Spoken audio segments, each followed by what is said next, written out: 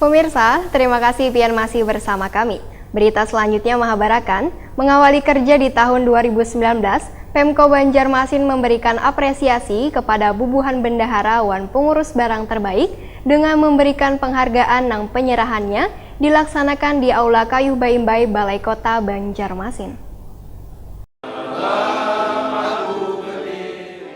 Mengawali kerja di tahun 2019, Pemko Banjarmasin memberikan apresiasi kepada bubuhan bendahara wan pengurus barang terbaik. Setidaknya 12 orang ASN yang bertugas sebagai bendahara, verifikator wan pengurus barang dari berbagai SKPD lingkup Pemko Banjarmasin menerima penghargaan yang diberikan langsung oleh Wali Kota Banjarmasin Ibnu Sina, Wakil Wali Kota Banjarmasin Hermansa, Sekda Banjarmasin Hamli Kursani, wan Kepala Bakuda Banjarmasin Subhan Nuryaumil, jelang tengah hari Kamis 3 Januari 2019. Penyerahan penghargaan dilaksanakan di Aula Kayuh Baimbai Balai Kota Banjarmasin dirangkai dengan kegiatan penyampaian dokumen pelaksanaan anggaran tahun anggaran 2019.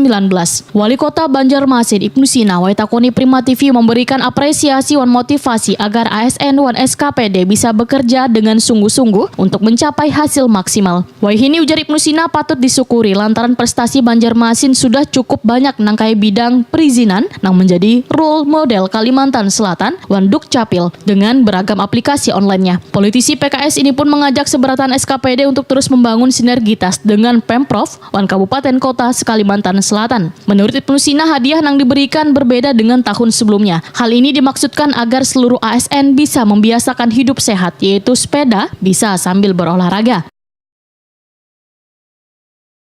Biasanya penghargaan itu mereka dapat laptop, ya, kemudian juga apa saya laptop dulu? Laptop ya kebanyakan, laptop untuk menunjang kerja. Sudah 3 tahun berturut-turut. Nah, sekarang tahun ini sepeda, supaya kata Pak Kaban ini kalau laptop kan duduk aja kerjanya, kalau sepeda bisa sambil olahraga supaya sehat.